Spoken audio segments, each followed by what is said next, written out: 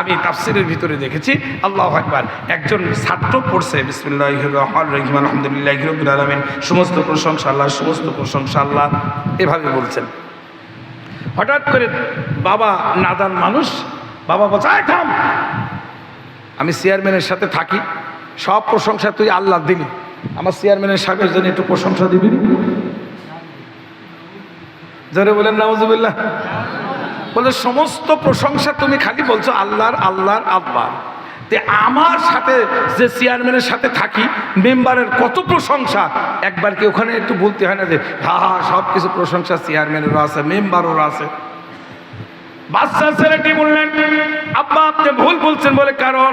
বলে সব কিছুর প্রশংসা পাওয়ার যোগ্য একমাত্র আল্লাহ। দুনিয়ার মানুষের প্রশংসা থাকলেও নেগেটিভ আছে কিনা? একজন চেয়ারম্যান সাহেব এই কাজটা করছে ভালো, বিধবা ভাতা দিচ্ছে ভালো, একজন চেয়ারম্যান সাহেব রাস্তাঘাট করছে খুবই ভালো, চেয়ারম্যান সাহেব মসজিদে দান করলো খুবই ভালো, সব ভালো, কিন্তু কাঞ্চনপুর পুলের পাশে ব্রিজের পাশে সন্ধ্যাবেলায় মদ খায়। এখন কি হলো? এখন কার ভালো হইল? একবারে সব শেষ। আল্লাহ পাক রব্বুল আলামিনের প্রশংসা দেখেন, আল্লাহর প্রশংসার ভিতরে বলুন আলহামদুলিল্লাহি রাব্বিল আলামিন। আল্লাহর প্রশংসা ভুল ধরার যোগ্য নাই। আলহামদুলিল্লাহি রাব্বিল আলামিন কেন? কেমনে? দুনিয়ার এমপি সাহেবের আল্লাহু আকবার নিন্দা রয়েছে, দুনিয়ার প্রধানমন্ত্রীর নিন্দা আছে, দুনিয়ার মোড়ল মাতব্বরদের আল্লাহু আকবার তাদের ভিতরে মন্দ আছে, কিন্তু আমার আল্লাহর ভিতরে কোনো মন্দ না। কেমনে একটু দেখেন, দুইটা হাত তৈরি করেছেন কে? আর একবার আল্লাহ তৈরি করেছে। কেন আল্লাহর প্রশংসা করব? প্রথমে আল্লাহ বলছে লিল্লাহ, সব কিছুর প্রশংসার পাওয়ার যোগ্য কে? আল্লাহ। কিন্তু এই যে হাতটা তৈরি করলো, হাতের এখানে কি দিয়েছে ভাই? এটার নাম কি? কবজি। আচ্ছা বলেন, এর কবজির ভিতর নিশ্চয় একটা বিয়ারিং আছে নাকি? বলেন, না থাকলে তো এভাবে করে না। আমার ভাগ্নি একটা আজকে এই যে ভুট্টা মোলা বড় কিনছে, বুঝলেন, মেশিন কিনছে। মনে মনে চিন্তা করলাম যে সব কিছু ঠিক আছে, কিন্তু এই মেশিন পাওয়ার কিনছে, এইটা 6 মাস চলার পরে ওর বিয়ারিং পাল্টানো লাগে না?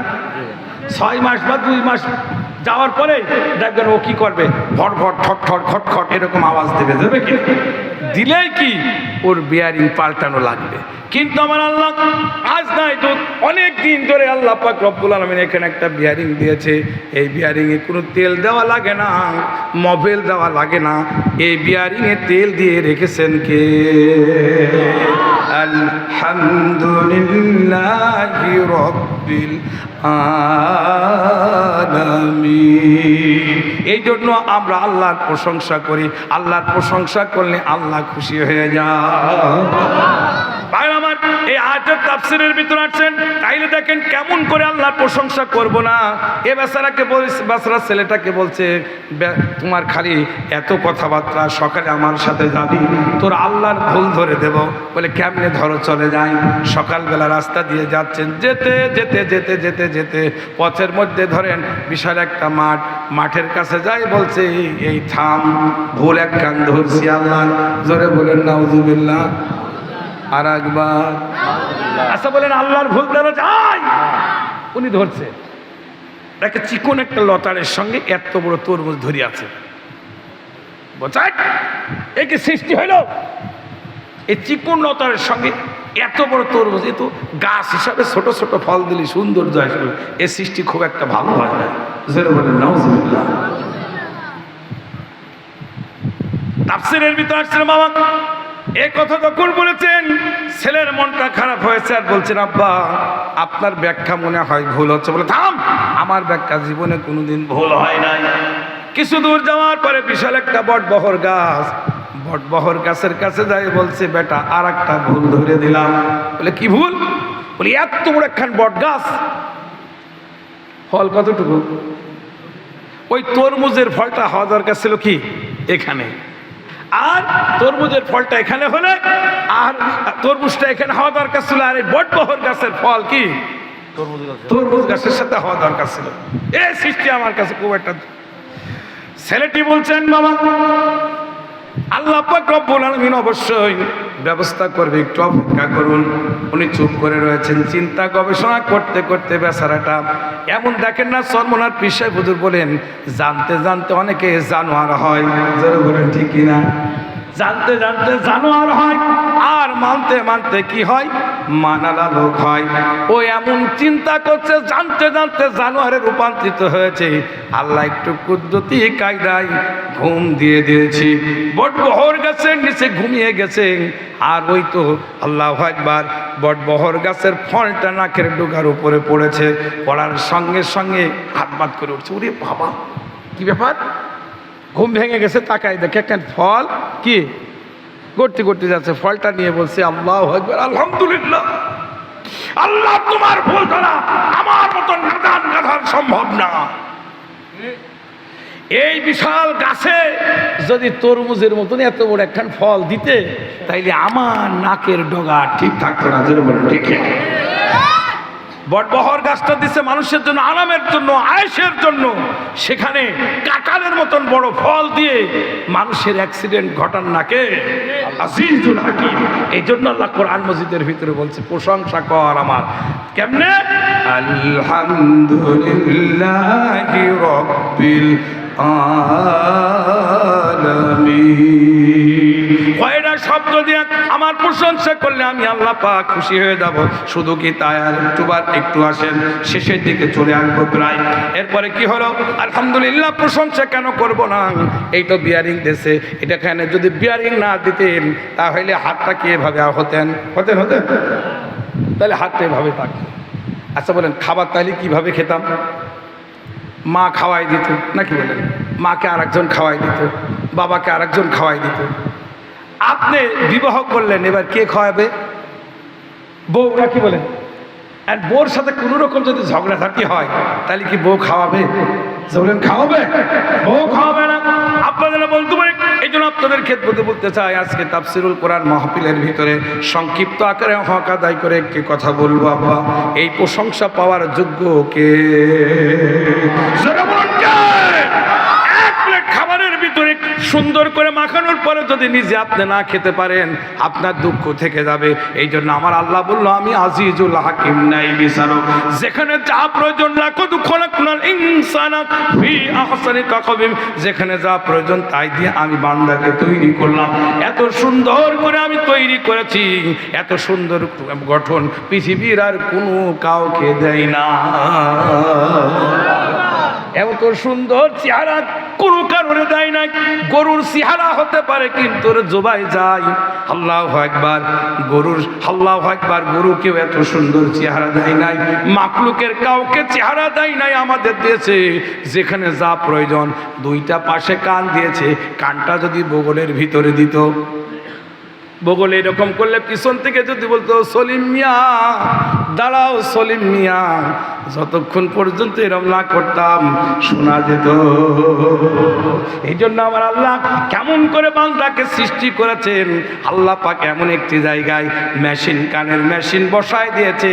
টুক করে একটা মানুষ কোনো বাজে কথা অথবা ভালো কথা বললে কান ক্যাচ করে। আমার প্রিয় ভাইরা, শুধু কি তাই, একটা নাকটা তো এখানে দিতে পারতো নাকি? এই নাকটা কি এখানে দিতে পারতো না? নাক পিছনে দিতে পারতো, কিন্তু এমন একটা জায়গায় আল্লাহ পাক নাক দিয়েছেন। এই যে মুখের সামনে উপরে নাক দেওয়ার কারণ, এখন তো ফ্রিজ আছে, আগে তো ফ্রিজ ছিল না। 7 দিনের পচা বাসি খাবার চোখে ধরা পড়ে না, ধরা পড়ে কিসে? জোরে বলুন কিসে? হাতে ধরা পড়ে না। হাত যখন দিয়া বিসমিল্লাহ বলে যখন মুখের কানে দিবে, নাক বলবে ওরে বাবা, এই অফিসার বড় খারাপ। জোরে বলুন ঠিকই না? আল্লাহ পাক শুধু কি দুর্গন্ধ সুগন্ধ যাচাই করার জন্য নাক দেয় নাই, আল্লাহ পাক নাকের পরে একখান মুখ দেছে, মুখের ভিতরে 32টি দাঁত দেছে। কয়টা? আর একবার 32টি দাঁত দিয়ে কুল খাও, আসছে পান করো, হানিয়া মজা করে খাও, মজা করে করে পান করার জন্য মুখের ভিতরে একখান লাফায়, ওইটার নাম কি? জোরে বলুন কি? জিহ্বা। এইটা মুখের ভিতরে দিয়েছে, একবার চিন্তা করেছেন কি ওইটা দেওয়ার কারণ কি? কেন আমরা আল্লাহর প্রশংসা করব না? মুখের ভিতরে লাফালাফি করে। এখন আমি এখানে ওয়াজ করতে আসছি, আমার জামাই বেটা বলছে, আমার শ্বশুর আব্বা খালু শ্বশুর এখানে আসছেন, আমার বাড়িতে গেলে একটু পায়েস রান্না করতে হবে। আমার বিএন সাহেব পায়েস রান্না করছে 1 কেজি চাউল। আল্লাহু আকবার। 1 কেজি চাউলের ভিতরে 2 কেজি চিনি দিয়ে রান্না করব যাতে মিষ্টি বেশি হয়। সুন্দর করে 2 কেজি আল্লাহু আকবার চিনি দেওয়ার বদলতে 2 কেজি হাড়ের লবণ দিয়ে দিছে। কি লবণ? ফ্রেশ লবণ আর ফ্রেশ চিনি কিন্তু একই রকম দেখা যায়। বিএন সাহেব টের পাই নাই, বিয়ায় আসছে, দিয়ে দিছে।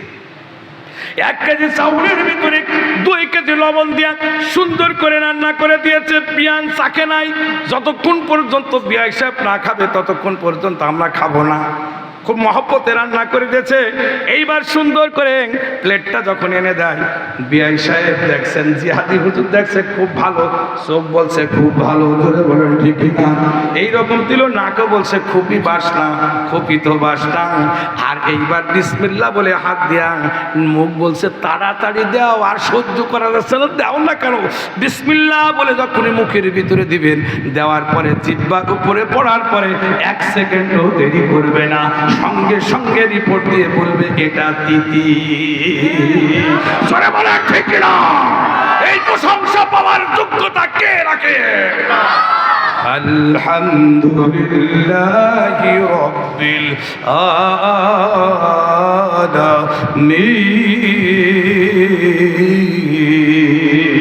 আলামিন। এর নাম প্রশংসা। মুখের ভিতরে আল্লাহ জিহ্বা দিয়ে দিয়েছে, শুধু আল্লাহ মিষ্টি নির্ণয় করার জন্য না, ভালো করে খাওয়ার জন্য না, কুলু খা পাশিব পান কর, হানিয়া মজা করে খাওয়া পান করার জন্যই আল্লাহ দেয় নাই। এই মুখের ভিতরে জিহ্বাটা দিয়েছে বান্দার জিকিরের জন্য। আল্লাহ আল্লাহ আল্লাহ আল্লাহ আল্লাহ আল্লাহ। এই জন্য আপনারা বলতে পারেন আলিফ লাম আল, এই আল 2টা হরফ লাগে, হামিম দাল, হাম আল হাম লিখতে 5টি হরফ লাগে, আর লাস্টে আল্লাহ আলহামদুলিল্লাহ লিখতে 8টি হরফ লাগে। আল্লাহ রাসূল বললেন 8টি হরফ দিও আল্লাহর প্রশংসা করার সঙ্গে সঙ্গে আমার আল্লাহ পাক 8টি জান্নাত বান্দার জন্য বরাদ্দ করে দেয়। ওয়া ইয়াগফিরু লাকুম জুনুবাকুম আল্লাহু গফুরুর রহিম।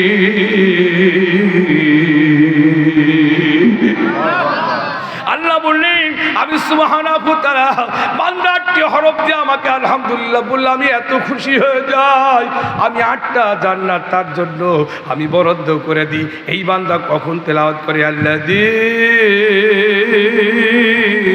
হুম ফি সালাতিহিম খাশিউন।